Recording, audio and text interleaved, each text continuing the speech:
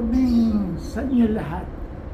Sa mga pangyayari ngayon sa nakikita ko, sa dyaryo, sa radyo, sa telebisyon, yung mga kabataan na nakakaroon ng mga baril dahil sa mga kababayaan ng kanilang mga magulang. Sa aking palagay, sagutin natin bilang magulang, alalayan natin ang ating mga anak.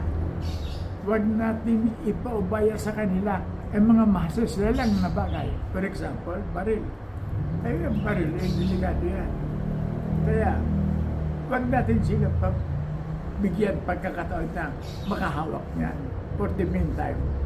Hindi pa nila kaya yan gampanan. Sa aking palagay, turuan na lang natin ang ating mga anak, mga apo, magdasal, alalay sa simbahan at maging malapit sa Panginoon. Kung ngayon, magiging maganda ang kinabukasan ng ating anak.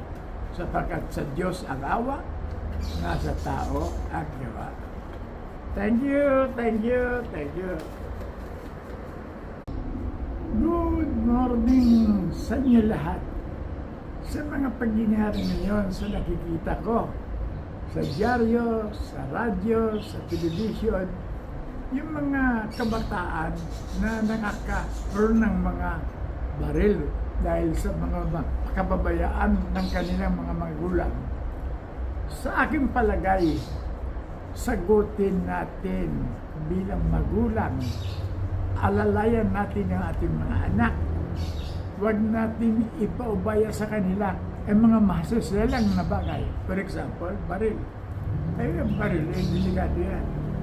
Kaya, huwag natin sila bigyan pagkakataon na makahawak niyan for the meantime. Hindi pa nila kaya yan gampanan. Sa aking palagay, turuan na lang natin ang ating mga anak, mga apo, magdasal, alalay sa simbahan at maging malapit sa Panginoon. Kung ngayon, magiging maganda ang kinabukasan ng ating anak. Sapagkat sa Diyos ang awa, nasa tao ang gawa. Thank you, thank you, thank you.